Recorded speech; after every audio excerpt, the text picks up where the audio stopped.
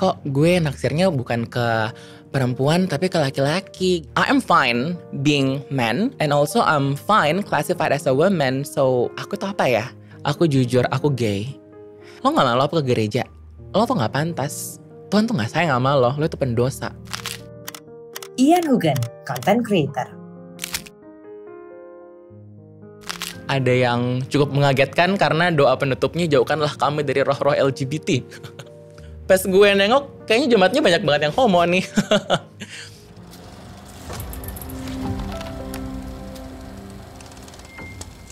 Gila, kamu benar-benar masih pulang ke kampung halaman ya?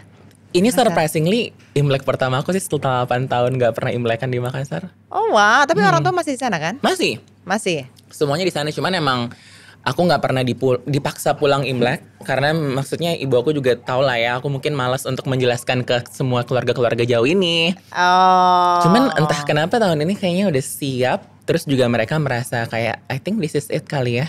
This is the moment, yuk pulang yuk. Terus aku kayak, biasanya kalau diajak pulang tuh kayak, aduh mager ah. Tapi tahun ini kayak, yuk gitu. Oh oke, udah saatnya. Kalau gitu udah saatnya berbagi juga. Welcome to Uncensored. Hai. Ternyata timingnya sudah berjalan. Bagus lah, jadi udah kasih preview.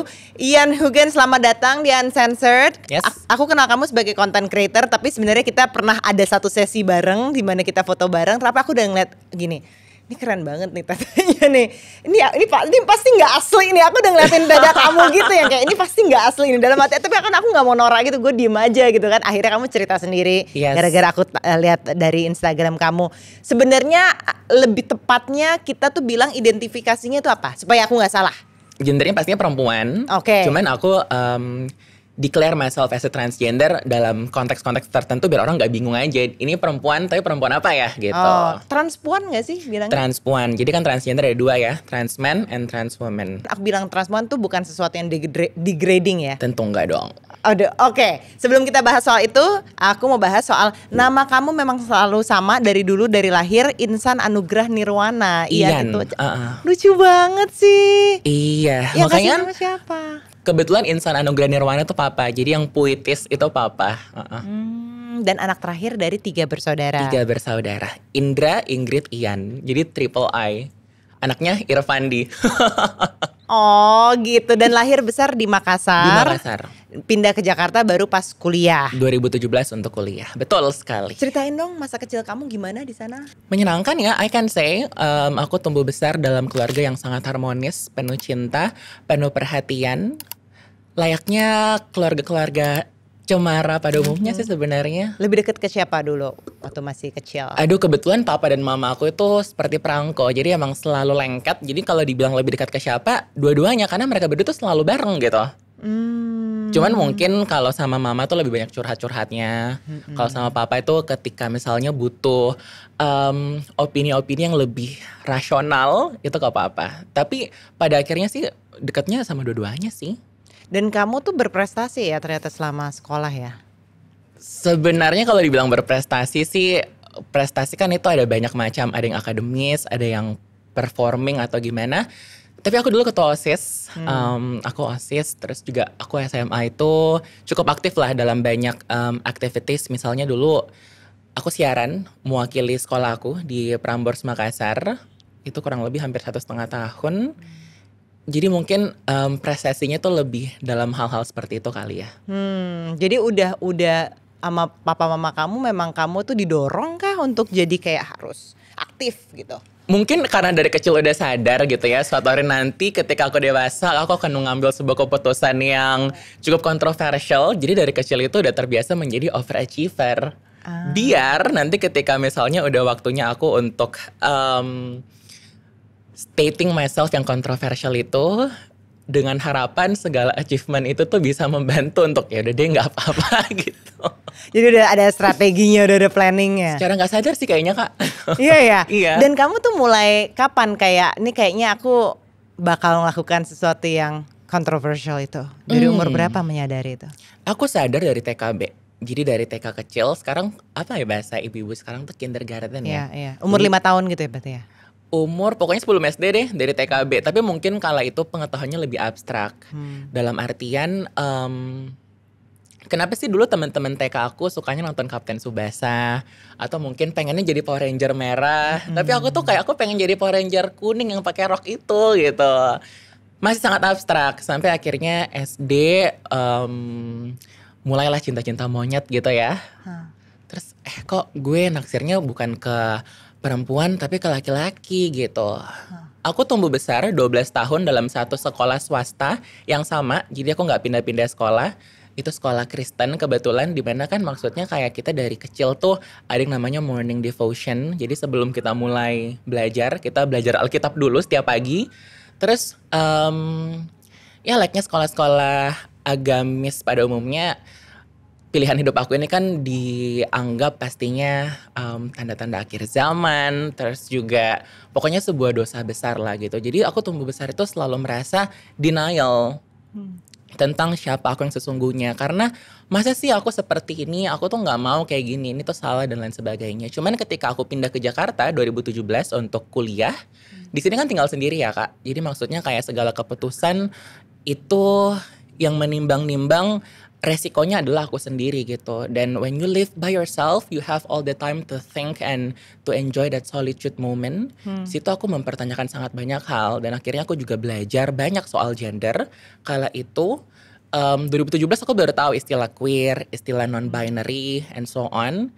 Kala itu aku itu merasa I am fine being man, and also I'm fine classified as a woman. So aku tuh apa ya?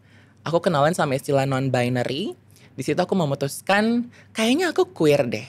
Cause I'm fine addressed as both gitu. Itu 2018 awal lah. Tapi through times aku merasa makin kesini kok aku lebih nyaman di-address sebagai ibu daripada sebagai mas gitu ya. 2019 sih akhirnya aku merasa aku adalah seorang perempuan. Aku oke dipanggil ibu. Ibu atau mbak gitu ya. Aku masih belum oke sih dipanggil ibu. Kak lah, udah kak itu aja. Okay. Itu stop di situ. Aku nyaman lagi dipanggil ibu. Nah, tapi sebelum kita ke 2017 pas kamu ke Jakarta, kamu tuh dibesarkan very Christian. Yes, ibu aku tuh orang tua aku dulunya tuh penatua. Apa tuh? Semacam kayak diaken gitu di gereja ya. Cuman sekarang udah enggak. Tapi they used to be diaken. Jadi kayak adalah jabatannya di gereja gitu. Oh, yang benar-benar lu tiap minggu ya lu ke gereja? Pasti, tapi sampai sekarang juga aku ke gereja tiap minggu. Oh wow, Yes. dan kamu masih devoted Christian? Surprisingly ya. Kemudian ketika kamu balik ke sini 2017 untuk kuliah dan akhirnya udah mulai lebih, bukan meletek ya, mungkin udah lebih identify, you know your identity, Yeah. right gitu. Itu gimana tuh yang katanya kan papa mama kamu sebenarnya taunya bukan dari kamu? Jadi 2017 pas aku pindah ke sini kan sekolahnya juga aku ngambil fashion ya. Jadi we are very free on expressing ourselves through our style. Jadi ke kampus tuh nggak ada peraturan selain sendal jepit, ingat banget. Aku ke kampus dong, aku pakai boots latex high heels gitu warna merah. It was fine. Terus tiba-tiba suatu hari adalah zaman-zaman kayak dulu pas Lambe Tura baru hype handphone jadul gitu ya. Ada yang fotoin aku, terus secara seperti paparazzi fotonya. Terus foto itu disebarkan di Makassar. Sampai akhirnya foto itu mendarat di WhatsApp ibu aku. Dia kaget sih. Dia kaget. Terus dia konfront aku. Itu kan Minggu pagi. Jadi Sabtunya aku habis party. Masih 2017 ya, masih 18 tahun gitu. Bangun-bangun tiba-tiba WhatsApp aku udah di spam. Ini kamu nak? Sebenarnya fotonya tuh agak blur sih, dan fotonya itu dari eskalator, perspektifnya tuh dari atas gitu. Jadi sebenarnya aku bisa aja sih deny, enggak bukan aku, mirip aja kali gitu. Tapi entah kenapa kala itu aku menggunakan kesempatan itu untuk ya udah deh, kembali lagi ya, mungkin karena aku juga merasa udah aman dan deep, dan aku tahu ibu aku pasti bisa menerima aku. Aku akhirnya menggunakan kesempatan itu sih untuk jujur, iya that's me gitu. Heboh banget. Penuh air mata dan kayak kok bisa kayak gini. Tapi Jadi kebetulan aku sama orang tua aku tuh kita kayak sistemnya kan LDR. Iya. Tapi kita setiap malam tuh teleponan. Mesra banget sampai hari ini. Dua-duanya. Kan mereka selalu bareng. Oh, Jadi iya, kalau aku Jen. teleponan sama ibu pasti sebelah dia tuh ada papa gitu. Kita akhirnya nggak teleponan. Kurang lebih hampir 4 harian gitu. Terus tapi nggak sampai seminggu kok. Tiba-tiba suatu sore aku lagi ngampus sambil memandang GBK dari jendela FX Sudirman. Ibu aku nelpon, seperti nggak ada apa-apa. Terus kayak lagi di mana? Oh aku masih ngampus. Kenapa ma? Enggak kok, mama kangen gini-gini. Kamu gimana? Kita kan berapa hari ini nggak telepon-telepon gitu. Sampai akhirnya kita sampai di conversation. Mama itu sedih bukan karena kamu seperti itu. Tapi mama sedih karena mama taunya bukan dari kamu. Tapi dari orang lain gitu. Tapi menurut kamu mama tuh sebenarnya udah feeling gak? Iya sih. Apalagi kalau sekarang aku melihat foto-foto aku zaman kecil dulu. Kamu tau gak sih di umur 4 apa 3 apa 5 ya? Kue ulang tahun aku tuh Barbie kak. Itu kamu yang minta? Iya, kue ulang tahun bentuk Barbie yang roknya itu kue. Terus Iya. tiba-tiba ada kepala Barbie. Iya. Itu kue ulang tahun aku. Dan sekarang melihat momen itu dulu. Sebagai seorang ibu normal yang punya nalar kan pasti paham ya ketika misalnya anak laki-lakinya requesting. Aku mau dong ma kue Barbie. Terus ibu aku kayak oke, silahkan. Dan itu tuh acara ulang tahun untuk keluarga besar gitu loh. Jadi tengah acara keluarga besar, kue ulang tahun aku Barbie. Ada namanya Ian Emmanuel Hugen. Di kue ulang tahun itu, dia pasti tahu lah. Maksudnya kayak dengan pilihan tersebut dan dia juga mengiyakan. Sekarang ya ketika aku mengingat momen itu, aku melihat foto itu, aku tuh bangga banget sama ibu aku. Maksudnya kayak tentunya kan karena itu acaranya di tengah keluarga besar pasti banyak pergunjingan yang terjadi ya. Kayak kok Vero ngizinin sih anaknya laki-laki kuenya Barbie gitu. Tapi karena dia tahu that's what I want. Itu yang aku request. And of course she wanted me to be happy, especially during my birthday. Ya udah, itu yang terrealisasikan. Jadi kalau ditanya apakah dia tahu, aku yakin banget sih. Dia tahu banget. Dia yang paling tahu aku. Kalau papa? Secara mereka bareng terus? Pasti tahu, cuman mungkin papa, apalagi ketika misalnya aku pertama kali kemat, karena proses kemat aku kan beberapa kali gitu ya.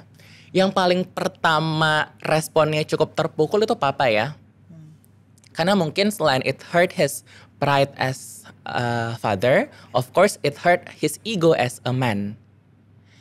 Cuman kembali lagi ya, aku tuh sangat beruntung karena keluarga aku itu betul-betul very rational and liberal, I can say.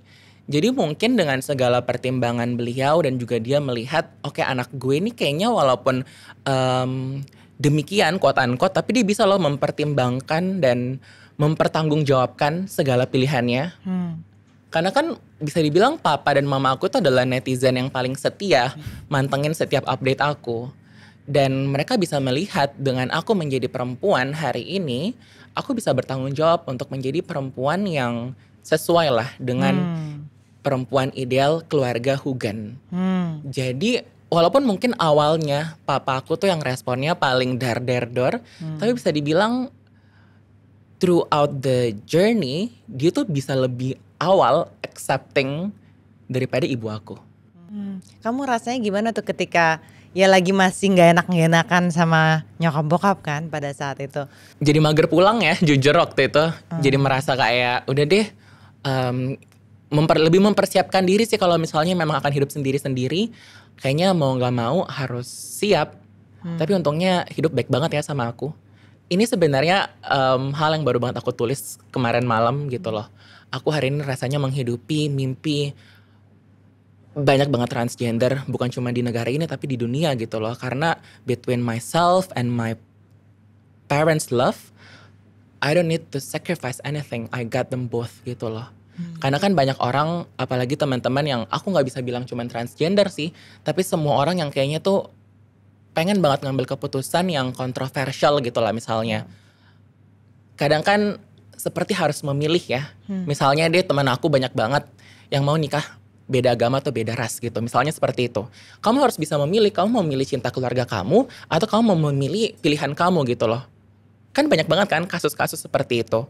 Tapi aku tuh begitu beruntung karena aku tidak harus memilih salah satunya. Aku dianugerahkan keduanya gitu. Kalau kakak-kakak kamu gimana? They are just very very supportive since the beginning. Aku deket banget sih sama saudara-saudara aku. Jadi abang aku tuh tahun 91, kakak aku 94, aku 99. Jadi kita emang terpaut cukup jauh ya usianya. Tapi aku rasa karena usia yang cukup jauh, aku tuh bener-bener punya figur kakak laki-laki dan perempuan dalam hidup aku. Mereka nggak yang paling awal tahu, kamu nggak cerita ke Kakakku mereka dulu? yang kedua, yang Ingrid, yang 94 itu, dia tahu, dia keluarga aku yang paling pertama tahu. Karena kamu kasih tahu? Yes. Jadi aku curhat ke dia waktu SMA. Oh. Dan responnya pun juga as expected. Jadi aku waktu itu jujur kala itu ya, itu tahun 2016. Jadi kan dia kuliah di state. I always visit her New Year gitu.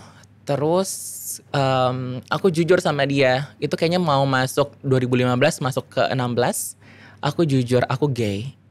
Respon dia cuman kayak, isn't it obvious? Kurang ajar. Cuman it's that simple gitu loh. Dan kamu udah punya ponakan kan? Yes. Dari kakak-kakak 4 kamu ponakan. ini? 4. Mereka jelasin atau kamu ngejelasin ke mereka gimana? Ini juga sebenarnya ada di Instagram aku ya. Aku pernah share reelsnya gitu. Momen ketika, jadi kan 4 ponakan itu salah satunya itu lahir ketika aku masih SMA. Jadi I was still an uncle. Makanya yang pertama itu manggil aku uncle. Yang kedua lahir itu aku udah di Jakarta. Cuman dia kan pasti ngikutin abangnya kan. Jadi manggil aku uncle. Tapi 2 berikutnya itu udah manggil aku auntie gitu. Dulu tuh anak-anak ini bingung. Tapi ya back again aku tuh merasa ini kan masih anak kecil. Aku juga bingung kali ya. Aku harus menjelaskannya seperti apa. Dan back again menurutku sih yang punya responsibility untuk menjelaskan itu bukan aku tapi their parents. Karena aku gak tahu orang tua mereka tuh mau mengadres isu ini dari angle mana gitu. Sampai akhirnya kayaknya 2 tahun lalu, awal tahun lalu ya. Aku pulang ke Makassar.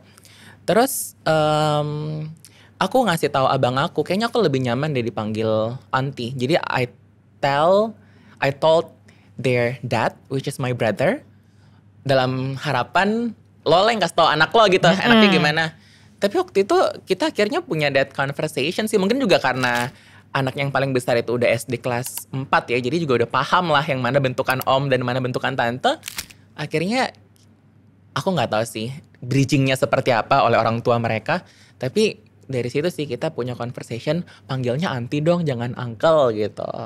Mereka gimana? Oke auntie gitu. Sesederhana itu keluarga aku.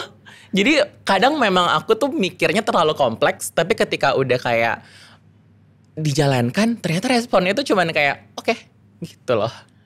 Oh wow. Tapi karena kamu punya solid support system juga sih. Yes, I can say. Iya kan, emang itu yang sebenarnya mau itu apapun permasalahan kayak kamu bilang tadi, soal agama kayak soal ras, soal gender, whatever, ketika memang balik lagi tuh support systemnya tuh seperti apa yang bisa ngebangun that culture, that environment jadi lebih positif gitu. True. Aku kemarin sempat ditanyain gitu dalam sebuah interview media juga, menurut kamu apa sih yang bikin keluarga kamu itu bisa demikian? Karena kan orang suka mikir, mungkin bokap nyokap lo itu pernah kuliah di luar negeri waktu masih muda ya. Kan papa aku tuh tahun ini kayaknya umur 64 ya, 65 gitu. Dulu tuh bokap lo kuliah di mana sih gitu? Oh enggak, mereka tuh menghabiskan dari lahir sampai hari ini tuh di Makassar gitu. Mereka nggak ada kayak infused luar negeri gitu, nggak ada. Jadi apa ya yang kira-kira menurut lo bisa bikin keluarga lo se-woke itu? I can say love. Just that. I know no greater love than this before. Selain menurut aku pribadi cinta Tuhan ke aku ya. Tapi kalau ditanya apa sih yang bisa bikin keluarga lo woke dan se-open itu? Sesederhana karena mereka sayang banget sama aku. Dan mereka mau aku tetap ada di hidup mereka. Just that. Ceritain deh waktu papa kamu yang bawa kamu ketika baru lahir, mau didoain di gereja. Jadi 2020 itu aku akhirnya pandemi ya. Jadi kita punya banyak waktu untuk reflecting on a lot of stuffs. Aku pulang ke Makassar, aku habis putus cinta kala itu. Aku pulang ke Makassar dan di situ aku memutuskan untuk having that conversation. Aku mau dong diadres sebagai woman in this family. Bukan dalam artian minta restu atau gimana-gimana, tapi aku cuman mau menyampaikan apa yang hati aku rasakan. Terus kala itu aku ngobrol sama papa aku. Dia kiranya aku mau minta izin operasi yang di bawah. Terus akhirnya enggak sejauh itu. Aku cuman pengen papa tahu kalau misalnya aku lebih nyaman dianggap sebagai perempuan sekarang. Terus dia, jadi rumah aku tuh intinya adalah satu ruangan kerja papa aku dipanggil ke ruang kerja papa aku. Deg-degan dong. Ada apa nih gitu. Terus dia bilang, tau gak sih ketika anak papa lahir, Indra, Ingrid, Ian, kembali lagi dengan background Kristen yang begitu Kristen, kita kan selalu bawa anak kita ke altar gitu ya. Terus pendeta pasti kayak nanya, Bapak Ibu ini mau didoain apa anaknya? Some people, aku mau dong didoain anak aku semuanya bisa jadi PNS misalnya seperti itu. Ada loh surprisingly yang minta didoain seperti itu. Tapi papa justru minta pendeta itu doain papa. Oke. Apa doanya? Papa bilang semoga papa tidak akan menjadi orang tua yang merepotin, yang membebankan anaknya suatu hari nanti. Mungkin karena dulu dia direpotin bapaknya kali ya. Apapun keputusan kamu, selama 3, kamu tidak merugikan diri kamu sendiri, kamu bisa bertanggung jawab kepada negara dan Tuhanmu, go for it. Jangan pernah mempertimbangkan papa karena papa gak mau menjadi beban untuk kamu melangkah maju. Kalau kamu merasa kamu adalah perempuan dan kamu bisa bertanggung jawab untuk itu, silahkan. Di hari itu, bukan dia yang menangis, tapi aku. Karena kembali lagi ya, papaku kan ngomongnya juga sangat tertata orangnya. Jadi kalau orang suka nanya, lo kok orang Makassar tapi lo ngomong gak kayak orang Makassar ya? Kan dari kecil ngomongnya sangat tertata dan sangat baku. Jadi ketika ada seorang figur bapak yang menjelaskan hal barusan dengan begitu baku dan begitu hangat, rasanya kala itu tuh aku udah gak punya lagi ketakutan dalam dunia ini. Karena aku punya kasih sayang yang sebesar itu di belakang aku. Jadi mau orang ngomong apa kek, apapun mau dilempar ke kamu, silahkan. Karena aku udah punya validasi yang aku cari. Yaitu validasi dari kedua orang tua aku. Itu aja. Makanya kan sekarang orang suka kayak, sampai kapanpun lo tuh gak akan pernah jadi perempuan. Apalagi netizen ya sering banget komen-komen seperti itu. Aku gak pernah take it seriously sih, dalam artian aku gak peduli kamu menganggap aku perempuan, kamu menganggap aku roti buaya sekalipun gitu ya. Aku gak peduli, karena yang paling penting keluarga aku sudah menganggap aku perempuan, itu aja yang aku butuhkan gitu. Tapi dari 2017 ke 2020 tuh lika-likunya tuh gimana sama papa kamu sampai dia di poin bisa cerita itu tadi? 2017 kan itu adalah restu pertama yang aku dapatkan. Orang suka mikir, mungkin lo direstuin karena lo udah berhasil. Ya. Karena mungkin orang tua lo ngeliat lo udah terkenal, jadi ya udah deh. Orang-orang tuh nggak tahu. Aku tuh direstui pertama kali 2017, walaupun juga 2017 itu ibu aku lumayan sarkastik ya. Dia bilang kayak, kamu tuh tapi sekarang udah agak basah gitu, quote unquote basah. Kamu memilih nak, kamu mau mengeringkan diri kamu naik atau kamu tenggelam sekalian, jangan setengah-setengah. Karena kamu tahu nggak, dengan pilihan kamu seperti hari ini, kamu akan kehilangan banyak hal. Kamu akan kehilangan hak bermasyarakat, dan kamu akan dipandang sebelah mata oleh banyak orang. Itu kan sebenarnya sarkastik dia ya, dalam artian lo keringin lah badan lo cong gitu. Cuman kala itu aku melihat itu sebagai sebuah opportunity untuk ya udah gue sekalian aja deh tenggelam basah gitu. Sekarang 2017 aku digituin. 2018 aku memulai karir aku sebagai seorang Ian Hugen. Jadi mungkin throughout the 3 years, 17, 18, 19, 20, 4 years bahkan, orang tua aku juga bisa melihat ya. Oh, dengan Ian memutuskan untuk menjadi diri dia sendiri, dia bisa benar-benar blooming gitu loh. Nggak ada lagi yang holding her back. Dia bisa achieve banyak banget hal. Jadi kayaknya ini bukanlah hal yang salah deh untuk tetap dia lanjutkan. Itu sih yang aku rasa semakin memperkuat argumentasi papa aku di tahun 2020. Karena mungkin dia melihat ya hidupan anaknya 3 tahun terakhir betul-betul bahagia. Jadi silahkan dilanjutkan. Tapi benar nggak ketakutan mama kamu itu, kamu kehilangan hak bermasyarakat, tadi judgement sosial, segala macam yang realitanya tuh sebagai transpuan di Indonesia 2025 itu seperti apa sih? 2025 sekarang udah lumayan ini ya, maksudnya kayak kalau dibandingkan sama 2017 dan 18, aku tuh sangat privilege dan beruntung karena aku sekarang bisa bekerja sesuai dengan kayak secara independen lah gitu. Aku nggak bekerja di bawah perusahaan atau misalnya kayak sektor-sektor formal.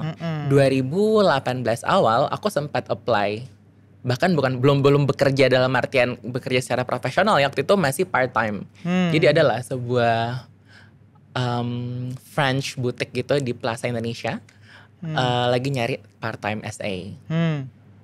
Aku apply, aku lolos tahap 1, tahap 2 sampainya tahap 3. Yang interviewnya tuh datang dan aku diundang lagi kantornya, terus kayak we really like you but unfortunately for SA di tahun 2018 ya, aku nggak tahu di 2025 kita nggak bisa pakai transgender karena itu nggak represent the brand's identity. Jadi waktu itu aku betul-betul missed that chance just because I'm a trans. Benar kata ibu aku akan sulit untuk berpartisipasi dalam artian bekerja secara formal gitu loh. Cuman memang aku bisa melihat ya sebagai seorang transpuan sendiri sekarang ini dengan hadirnya banyak startup, dengan hadirnya banyak industri yang lebih fleksibel, kesempatan bekerja untuk teman-teman transpuan di negara ini kalau dibandingkan dengan tahun-tahun sebelumnya, especially before pandemic, sekarang itu aku nggak bilang luas banget enggak, tapi ada baby steps yang menciptakan ruang kerja yang lebih adil lah untuk bukan cuma teman-teman trans ya, tapi untuk berbagai orang-orang yang dikategorikan kelompok minoritas gitu. Iya, kelompok marginal. Yes. Iya, benar sih. Belum di situ ya, tapi paling enggak udah lebih aware. Dan ada baby steps, dan baby steps is also a step kan. Exactly. Tapi ada nggak gini, aku ngeliat kamu tuh kan kamu datang dari keluarga yang selain full of love, tapi also very well off family lah gitu loh. Jadi memang kamu ya ketika kamu mau nggak ada kerjaan pun ya kamu selalu ada sesuatu, jaring pengaman sosialmu tuh aman. Bener nggak? Betul. Bener. Itu adalah privilege terbesar aku. Aku ingat banget bahkan ini kayaknya baru tahun lalu sih. Jadi kan papa aku tuh selalu merasa aku sibuk banget. Terus dia bilang kayak, apa sih Nah yang dikejar gitu loh. Kamu tahu kan you can still go home and you can still, apa sih yang kamu takutkan gitu loh. Jadi ingat banget beberapa waktu lalu lah, adalah sebuah masalah dari dunia pekerjaan aku. Terus intinya dia bilang kayak, udahlah gak usah stres banget. Kamu tahu kan kamu bisa pulang, papa bisa biayain kamu sampai kamu mati. Gila sih. Bener. Cuman maksudnya kayak itu kan bukan end goal aku dalam hidup aku sebagai seorang Ian gitu loh. Tapi kalau kamu tadi tanya, I came from a very well-off family, aku juga tidak bisa deny itu. Aku nggak mau jadi orang privilege yang sok-sok orang susah gitu ya. Aku bukan orang seperti itu. Bukan UMKM ya, usaha maksimal kelihatan miskin. Aku acknowledge segala privilege aku. Wow, that's amazing. Tapi kalau kamu ada nggak yang sebenarnya pengen kamu kerjakan, tapi dengan situasi mungkin kondisi Indonesia yang masih baby steps itu belum kesampaian? Sejauh ini aku pengen banget sih acting dalam artian masuk sampai bioskop gitu ya. Tapi kita tahu ya, apa sih KPI ya? Mungkin ini lembaga sensor film. Nah itu dah. Cuman ada sih beberapa kali tawaran sekarang yang kayak ketika aku discuss udah lebih fleksibel. Mungkin dengan hadirnya gak harus bioskop, tapi mungkin dengan layanan-layanan TV streaming berlangganan gitu ya. Sekarang kesempatannya udah semakin ada. Itu sih paling kalau ditanya end goal berikutnya kali ya. Iya, kalau untuk profesional. Tapi ketika kamu dapat kerjaan acting nih ya, ini yang selalu aku pengen tanyain. Do you want to be identified as kayak woman? Silakan kalau mau minum ya. Terima kasih. Atau memang kamu actingnya tetap aja sebagai transpuan juga. Would you wanna have like a woman's role gitu maksudku? Aku rasa sih ketika kita bekerja, apalagi acting, ini ngomongnya kayak Dian Sastro ya. Iya. Kita harus ready sih di-adjust sebagai karakter apapun. Okay. Jadi kalau karakternya sebagai perempuan, silahkan ayo. Sebagai transpuan juga silahkan ayo gitu. Oh, aku kira kamu malah justru kepengennya ya I wanna get a woman's role gitu loh. I'm fine with anything when it comes to work ya. Yeah, Cuman mungkin memang sebagai transpuan juga kadang suka, bukan sedih sih tapi juga questioning kenapa sih kalau ada karakter transgender yang meranin tuh perempuan asli atau bahkan laki-laki asli, bukan kayak dalam artian kenapa sih nggak karakter itu buat transpuan yang beneran transpuan aja, paham nggak? Itu sih kadang masih aku suka pertanyakan. Tapi when it comes to my own career, ditanyain kamu mau role-nya seperti apa, I'm fine with anything sih. Aku pengen bahas sama kamu soal Tuhan, karena you seem to have a healthy relationship. Well, mungkin Sims aja kali ya, masih naik turun juga kok. Tapi it's good ketika kan kita kan bayangannya ya nggak usah transgender, human in general itu pasti memang ada. Ya udah lo gue dengan Tuhan gitu, apalagi sekarang ini gitu. Tapi kayaknya kamu tuh tetap masih ya bertuhan dan beragama dan you believe in it. Kamu pernah nggak kayak ada marahnya mungkin atau apa ketika kamu masih menjalani sebelum 2017 itu? Sampai hari ini ya Kak, misalnya aku let's say share gitu, aku ke gereja. Sederhana aku Instastory, aku lagi gereja Happy Sunday. Masih sering kok ada yang kayak ngasih nyinyiran, lo gak malu apa ke gereja, lo tuh gak pantas, Tuhan tuh gak sayang sama lo itu pendosa. Tapi aku rasa dalam journey aku menemukan diri aku, dalam journey aku mempelajari diri aku sangat-sangat terbantu dengan segala pengetahuan aku akan agama aku. Aku sih percaya ya, aku gak tahu orang lain. Aku percaya Tuhan, ini aku gak nyebutin agamanya apa ya, jadi any God. Itu sayang sama semua orang. Tuhan itu sayang sama pendosa A, pendosa B, pendosa C. Jadi aku rasa tidak ada orang yang gak pantas untuk mendekatkan diri sama Tuhan. Apalagi ketika misalnya manusia lain yang entah dia punya kekuatan apa, tapi dia merasa punya audacity untuk mengkotak-kotakan yang ini loh yang pantas untuk dekat sama Tuhan, yang ini yang enggak. Padahal Tuhan mah welcome sama semua orang. Itu yang aku selalu amini. Dulu ketika misalnya dengan pengetahuan selama 12 tahun going to this very Christian school, dimana hampir setiap hari aku didoktrin bahwa mencintai itu berdosa, dalam artian ketika aku mencintai laki-laki gitu ya. Bahkan ketika aku mendengar, ketika aku lulus di sekolah tersebut, beberapa kali guru-gurunya menggunakan aku sebagai contoh yang salah untuk junior-junior aku. Aku sempat benci sama agama yang aku pelajari selama 12 tahun itu. Dulu aku punya asumsi bahwa karena ketika aku ke tempat ibadah, aku merasa aku dijudge banget. Dulu aku punya asumsi bahwa orang-orang jahat itu ngumpulnya di tempat ibadah. Karena mereka yang selalu judging other people. Tapi akhirnya ketika aku ketemu sebuah quote di Tumblr, dulu zamannya masih Tumblr. God is love. That's it, God is love. And I believe in love. I stand for love. I'm voicing out love. That's why gak ada yang Tuhan benci. Tuhan sayang sama semua orang. Jadi pertama kali aku memutuskan untuk kayaknya aku rindu deh ke gereja. Apakah aku masih pantas ke gereja? Aku mulai tuh mendatangi cukup banyak gereja di Jakarta. Ada yang cukup mengagetkan karena doa penutupnya jauhkanlah kami dari roh-roh LGBT. Kan kayak, hah? Pas gue nengok kayaknya jemaatnya banyak banget yang homo nih. Oke, coret satu. Ke gereja lain.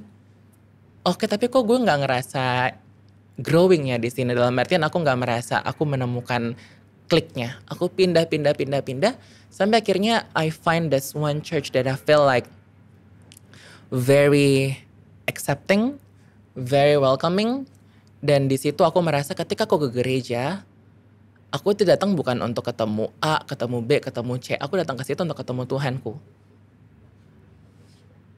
Setelah punya mindset itu, aku nggak mau sih yang nonton ini habis ini mikir Ian tuh ternyata rohani banget ya. Enggak kok, enggak. Ada hari dimana gue bangun hari Minggu terus kayak aduh nggak bisa deh hari ini capek banget. Tapi mungkin itu juga salah satu resolusi aku ya tahun ini.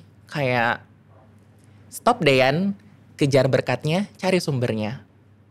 Gitu. Takut jadi pendeta deh besok.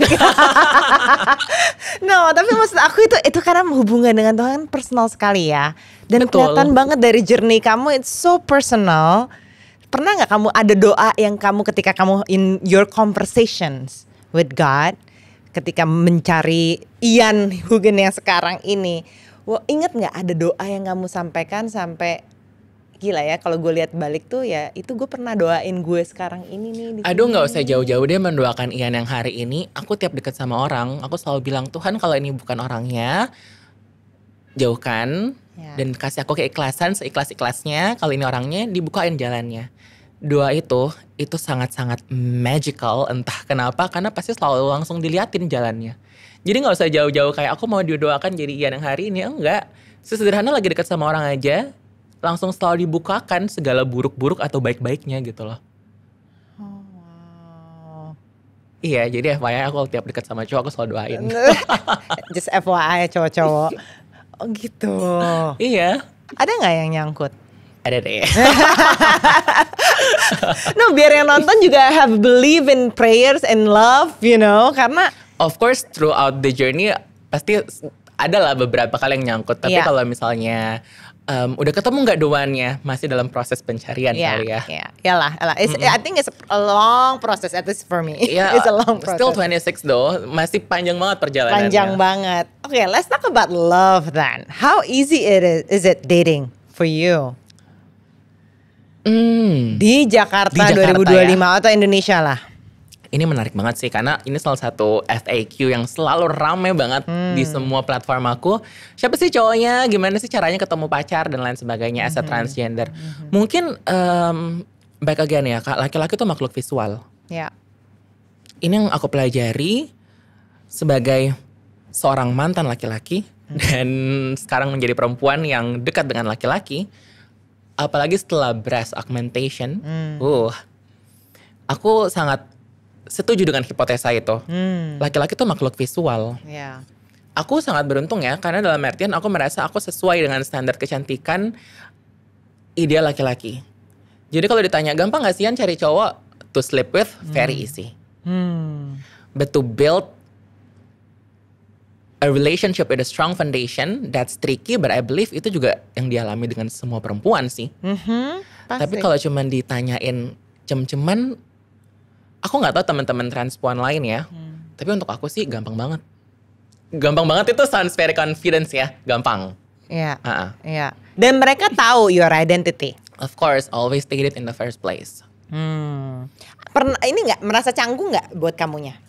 Lucunya adalah aku selalu state dari awal. Jadi misalnya ini dari laki-lakinya mau datang dari segala penjuru manapun, mau dari application, cause I'm on dating apps, atau mungkin kenalan di event, kenalan di restoran atau bar. Whenever they ask my phone number and you can feel it right as a woman. Cowok ini kayaknya mau deketin gue dalam artian asmara deh gitu, atau at least only for fun. Kita bisa kan punya signal itu.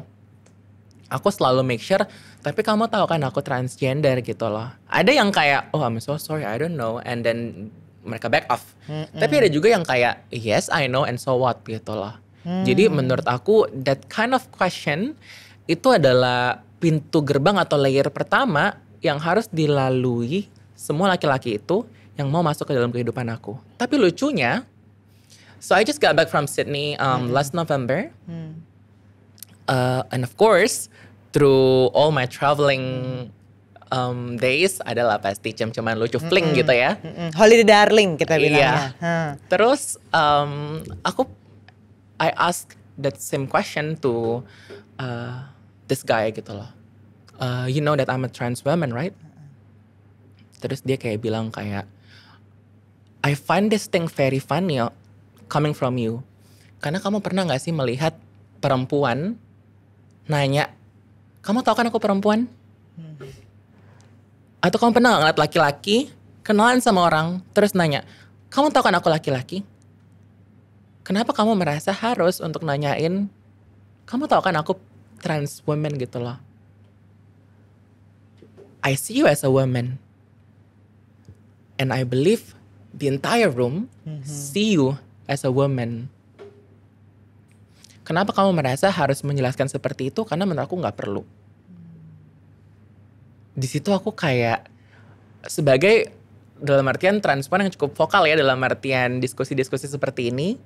Dan aku juga sebenarnya selalu bilang sama teman-teman transpuan aku yang minta dating advice dari aku personal, aku selalu bilang lo harus sih kasih tahu cowok-cowok itu dari awal biar dia juga see what's coming gitu loh. Aku sedikit tersentil dalam artian mungkin selama ini gue hidup di negara yang salah ya. Atau mungkin selama ini gue hang out with the wrong guys. Karena wow, aku gak pernah sih ketemu sama cowok sebelumnya terus dia kayak, lo ngapain sih menjelaskan lo itu transgender, lo tuh gak harus, lo itu perempuan and that's enough for me. FYI sama cowok itu juga gak nyambung sampai sekarang. Cuman maksudnya kayak, wow, itu sebuah idea yang aku jumpai tahun lalu dan I never thought of it aja before. Kalau physical intimacy gimana? Kamu dating, get intimate physically gitu, itu apakah apa ya? Berarti dia menerima Yes. transpuan.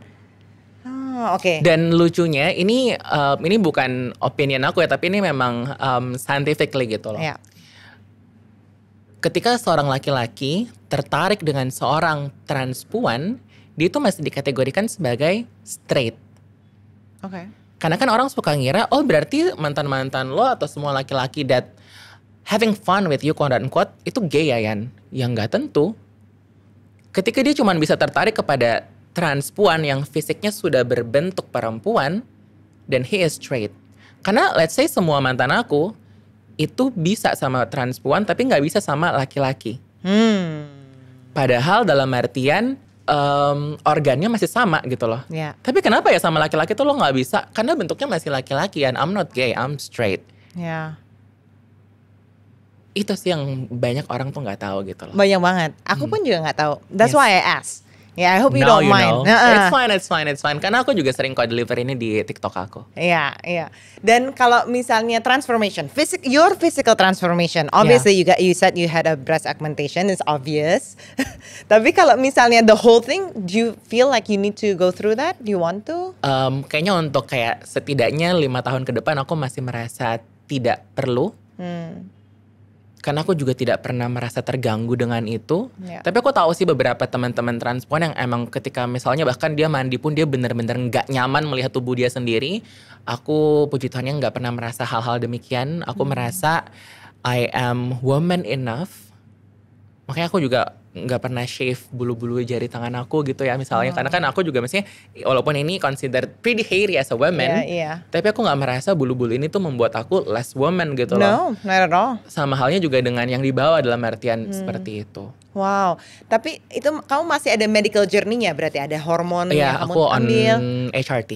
Oke, itu berapa lama sih Yan kalau kayak gitu-gitu? Sebenarnya harusnya sih itu lifetime ya Kak. Jadi kayak apa ya namanya? Sifatnya itu continuity. Ya, Ya, ya. Ada pengaruhnya nggak for you? of course. Sebenarnya mungkin ini entah apakah ini sugesti atau gimana, tapi it really feminized you. Oh really? Yeah, I feel that way. Kenapa lebih emotional? Physically of course, Ya. tapi secara energi juga, apalagi ketika misalnya baru-baru hormon gitu ya, maksudnya baru-baru baru mulai on mat. Ya. Mungkin tim aku kali ya korban-korban ya. Secara emosional lebih bergejolak, secara energi juga lebih cepat capek. Karena kan testosteron itu aku consume berarti testosteron blocker kan. Sedangkan testosteron itu giving you power, giving you energy. Oh. Sedangkan kalau estrogen kan bikin kita itu lebih respon di tubuh orang tuh beda-beda. Makanya penting banget orang kalau HRT itu menurut aku sesuai dosisnya. Jangan langsung pengen buru-buru cepet hasilnya keluar, akhirnya dosisnya langsung yang jor-joran. Karena kan itu juga efek sampingnya banyak ya. Bisa tidak ereksi dan lain sebagainya gitu loh. Bisa jadi super emotional kayak orang mens. Orang mens aja yang maksudnya betul-betul secara alami terjadi kan moodnya bisa seberantakan itu. Apa kabar orang yang secara alami seharusnya tidak mengalami itu tapi dia masukkan sendiri dalam tubuhnya. Kalau tidak secara dosisnya tepat kan bisa gila banget ya respon tubuh dari dalam gitu loh. Tapi karena menurut aku dan menurut dokter aku sesuai dosisnya, respon tubuh aku tuh lebih itu sih. Kalau baru awal tuh cepet banget capek karena aku lari kan. Aku aktif lari. Kalau misalnya baru awal tuh cepet banget capek. Itu yang paling berasa banget ya. Paling berasa. Tapi kayak jerawat atau bloating. Tapi aku memang ada hormonal acne sih dari dulu, dari sebelum hormon. Jadi selalu kayak di area dagu gitu kan dari zaman dulu. Tapi kamu tau gak sih, ini juga riset aku bahkan dari SMA ya. Walaupun laki-laki tuh enggak mens, tapi laki-laki juga ada mood-moodnya yang mood swingnya itu tuh juga cukup main tiap bulannya. Mungkin nanti bisa deh di Google teman-teman yang nonton. Karena aku dulu gitu. Jadi sebelum aku bahkan belajar soal transisi ini, aku tuh penasaran kenapa sih aku dari SMA gitu ada week-week tertentu lah. Aku jadi very emotional, aku kayak stress eating and so on. Aku Google ternyata memang bahkan laki-laki yang dalam artian super straight and super hetero cisgender pun juga mengalami itu gitu loh. Tapi memang setelah aku cek, kadar estrogen dalam tubuh aku tuh lebih banyak daripada laki-laki pada umumnya gitu. So you don't need more injections dong? I still need to, dalam artian aku nggak injection ya, jadi aku pill. Oh pill, sorry ya. Tapi maksudnya kayak orang kan dulu suka mikir, bahkan sebelum aku hormon, lo itu udah hormon ya, tapi kalau cewek banget sih kan misalnya seperti itu. Mungkin karena kadar estrogen aku tuh lebih banyak daripada cowok-cowok pada umumnya gitu. Karena kan semua orang, even you, kamu tuh punya testosteron kok dalam tubuh kamu, walaupun kadarnya mungkin kecil gitu loh. Iya, memang itu sih. Jadi oke, aku mengerti. Jadi diturunin, dikontrol testosteronnya, tapi di boost estrogennya in a way, like what you have. Sama aja kayak beberapa teman-teman aku pada sakitnya tuh yang mensnya nggak teratur. Akhirnya dianjurkan untuk minum pil hormon biar mensnya teratur.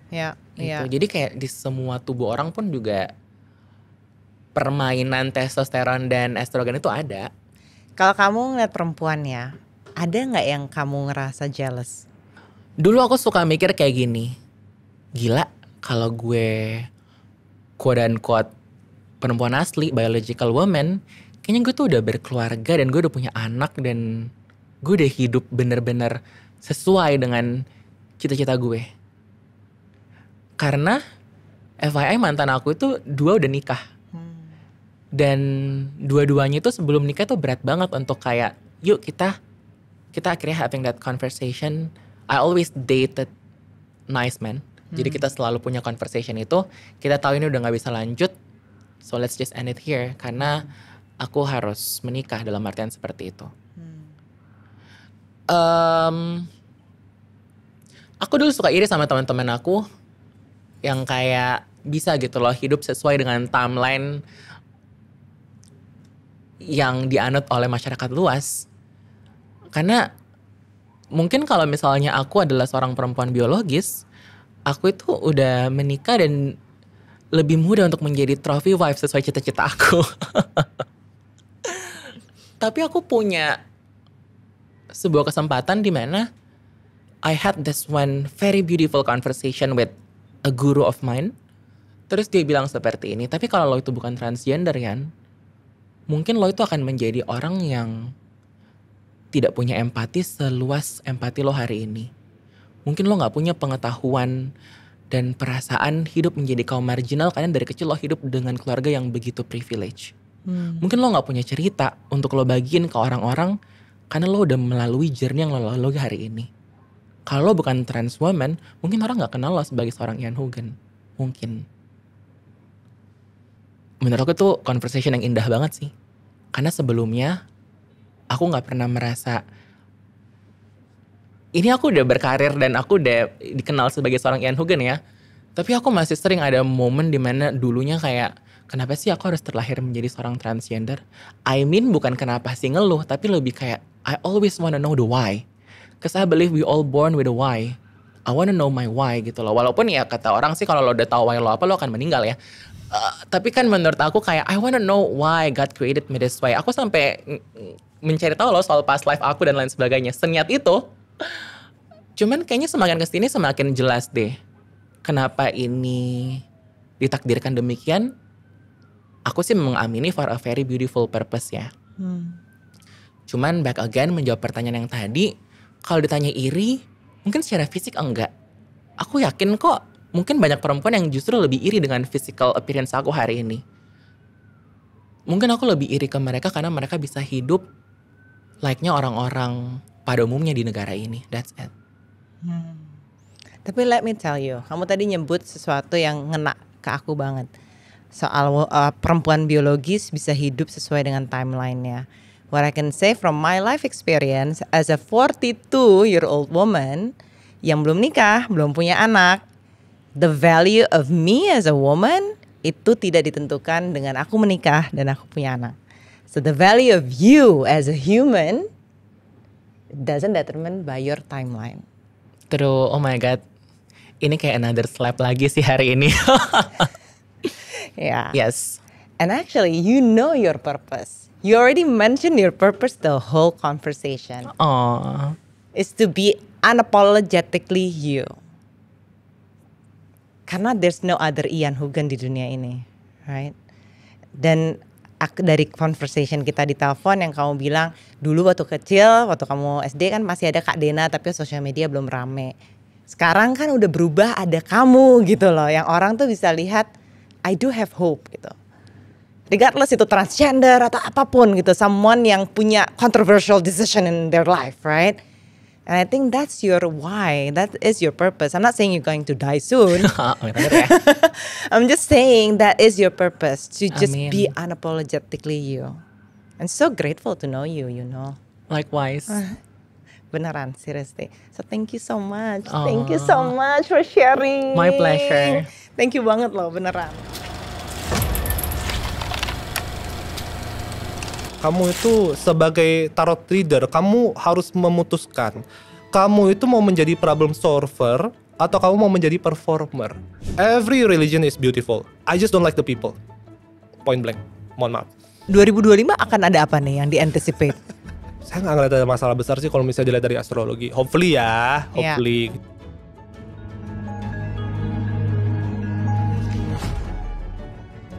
Thank you for watching. This program is a part of Cauldron Content. Selain di YouTube, teman-teman juga bisa nonton di Facebook Watch dan dengarkan di Spotify atau Apple Podcast. Cari Cauldron Content. If you enjoy it, please share with others.